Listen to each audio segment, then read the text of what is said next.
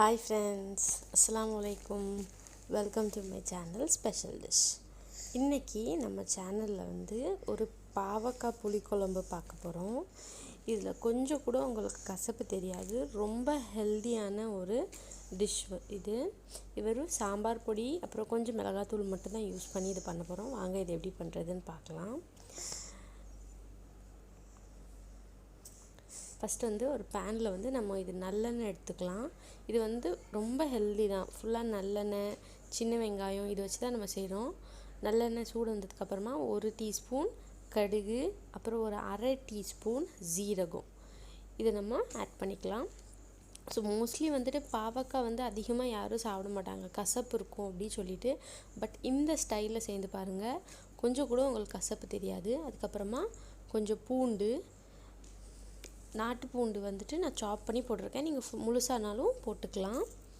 அதுக்கப்புறமா கருவேப்பிலை, அப்புறம் சின்ன வெங்காயம் ஒரு கைப்பிடி அளவு எடுத்து கட் பண்ணி வச்சுருக்கிறேன், அதையும் ஆட் பண்ணிக்கிறேன்.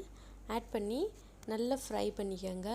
நல்லா ஒரு கோல்டன் ப்ரௌன் வர வரைக்கும் ஃப்ரை பண்ணிக்கோங்க. இந்த மாதிரி புளிக்குழம்பு நீங்கள் மண் சட்டியில் இல்லை இரும்பு சட்டியிலலாம் பண்ணிங்கன்னா சூப்பர் டேஸ்ட்டாக இருக்கும். நான்ஸ்டிக்கில் பண்ணுறதோட நான்ஸ்டிக்கில் பண்ணும் பொழுது அந்த ஓரங்கள்லாம் ஒட்டாது. இதே அந்த மாதிரி பாத்திரங்களில் ஓரம் ஃபுல்லாக ஒட்டும்ல, அது ரொம்ப டேஸ்ட்டாக இருக்கும். ஸோ இதுக்கப்புறமா நல்லா ஃப்ரை ஆகிடுச்சு ஆனியன்ஸு. இப்போ அதில் பாவக்காய் ஆட் பண்ணிடலாம். பாவக்காய் ஆட் பண்ணிட்டு ஒரு 5 நிமிஷம் நல்லா வதக்கணும். தண்ணி விடக்கூடாது. தண்ணி விடாமல் நல்லா ஒரு 5 நிமிஷம் வதக்கிக்கலாம். கொஞ்சமாக சால்ட் ஆட் பண்ணிக்கலாம். சால்ட் ஆட் பண்ணிவிட்டு நல்லா வதக்கிக்கோங்க. ஸோ இந்த குழம்பு நம்ம ஃபஸ்ட்டு நாள் சாப்பிட்றத விட செகண்ட் நாள் சாப்பிட்டிங்கன்னா ரொம்ப சூப்பராக இருக்கும். ஒரு 3 to 4 days வரைக்கும் சூடு பண்ணி நீங்கள் வச்சுக்கலாம். இப்போ இதில் ஒரு 1/2 டீஸ்பூன் ஜஸ்ட் அந்த கலருக்காக மிளகாத்தூள் போட்டிருக்கேன். ஸோ மிளகாத்தூள் போட்டு நல்லா மிக்ஸ் பண்ணிவிட்டு கொஞ்சம் சால்ட் ஆட் பண்ணிட்டேன். அதுக்கப்புறமா ஒரு 1.5 ஸ்பூன் டீஸ்பூன் சாம்பார் தூள் போட்டிருக்கேன் நான்.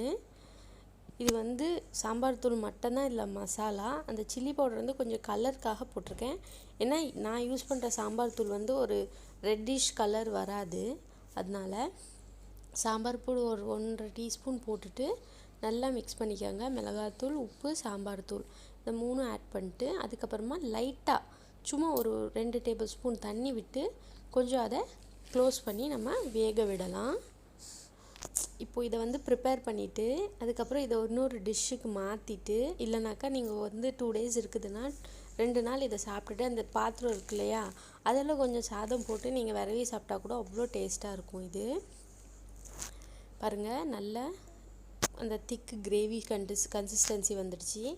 இப்போ இந்த ஸ்டேஜில் ஒரு லெமன் சைஸ் புளி திக்காக கரைச்சி வச்சுருக்கேன், அதையும் இதில் நான் ஊற்றிடுறேன். நான் ஒரு 300 grams பாவக்காய் எடுத்திருக்கேன், அதுக்கு ஒரு லெமன் சைஸ் புளி எடுத்திருக்கேன். ஸோ இந்த ஸ்டேஜில் நீங்கள் உப்பு செக் பண்ணிவிட்டு உப்பு ஆட் பண்ணிக்கலாம். பாருங்கள், புளி ஆட் பண்ணி ஒரு 5 நிமிஷம் கொதிக்க விட்டதுக்கு இந்த மாதிரி ஒரு கன்சிஸ்டன்சி வந்துடுச்சு. இப்போது நல்லா மிக்ஸ் பண்ணி விட்டுட்டு இந்த கன்சிஸ்டன்சியில் ஒரு சின்ன பீஸ் 1 inch பீஸ் வெல்லம் போடுறேன். ஸோ வெல்லம் தான் இதோடைய கசப்பை எடுக்கிறதுக்கு யூஸ் ஆகும். வெல்லம் போட்டுட்டு ஒரு 2 to 3 minutes அந்த வெல்லம் நல்லா மெல்ட் ஆகிறதுக்காக நம்ம க்ளோஸ் பண்ணி வேக வச்சுட்டோம். இப்போ பாருங்கள், நம்மளோட பாகக்காயும் வெந்துடுச்சு. அந்த ஆயில் நல்லா செப்பரேட் ஆகிடுச்சு. இப்போ மிக்ஸ் பண்ணி விட்டாலும் உங்களுக்கு ஆயில் மிக்ஸ் ஆகாது. இந்த ஸ்டேஜ் தான் உங்களுக்கு கரெக்ட் ஃபினிஷிங் ஸ்டேஜ். இப்போ நம்மளுடைய பாவக்காய் குழம்பு ரெடி ஆகிடுச்சு. இதை சூடாக சாதத்தோடு சாப்பிட்றதுக்கு ரொம்ப சூப்பராக இருக்கும். பாருங்கள், ஆயில் எல்லாம் எப்படி செப்பரேட் ஆகி நிற்கிதுன்னு. கண்டிப்பாக இந்த டிஷ் உங்களுக்கு பிடிச்சிருக்குன்னு நினைக்கிறேன். என் வீடியோ பிடிச்சிருந்துச்சுன்னா லைக் பண்ணுங்கள், ஷேர் பண்ணுங்கள் அண்ட் சப்ஸ்கிரைப் பண்ணுங்கள். தேங்க்யூ ஃபார் வாட்சிங் மை வீடியோ. பாய்.